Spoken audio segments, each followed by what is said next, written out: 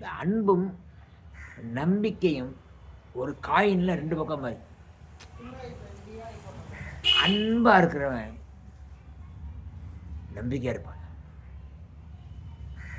நம்பிக்கையோடு இருக்கிறவன் அன்பாக இருப்பான். இந்த நம்பிக்கைன்னா அந்த எப்படி என்ன எந்த எந்த எந்த நம்பிக்கை?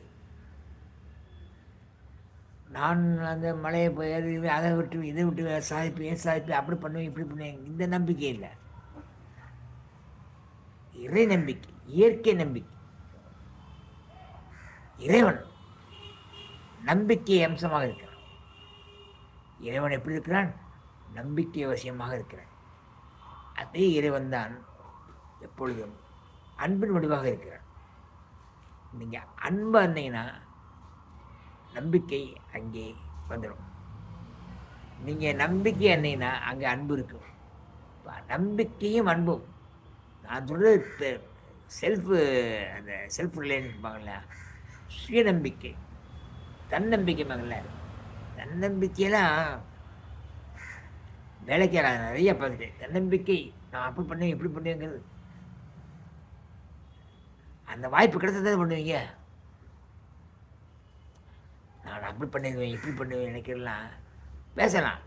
அந்த சந்தர்ப்பம் சூழ்நிலை வந்தால் தான் நடக்கும். கிடைக்கணும், கிடைத்த சாதிச்சிருவீங்க. கிடைக்கலையே. இப்போ ஒருத்தர் சினிமாவில் ஒரு பெரிய டைரக்டர் ஆகணுங்கிறான்.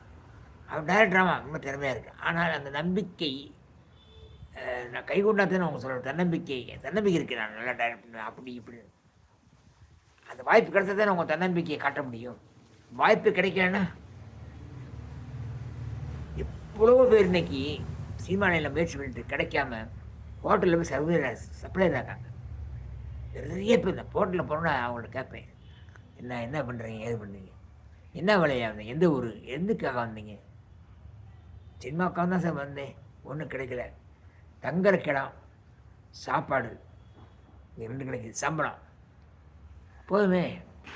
ஆனால் நிறைய பேர் சினிமாவில் ஃபெயிலியர் ஆனவங்க அப்பாயின்மெண்ட் கிடைக்கலன்னா ஹோட்டலில் சரண்டர் ஆகிறாங்க. சாப்பிட்றாங்க, வேலை பார்க்குறாங்க, தூங்குறாங்க, ஊருக்கு பணம் அனுப்புகிறாங்க. அப்போ என்னென்னா தன்னம்பிக்கையில் வேலைக்கு வாய்ப்பு கிடைச்சது தன்னம்பிக்கை இல்லைன்னா.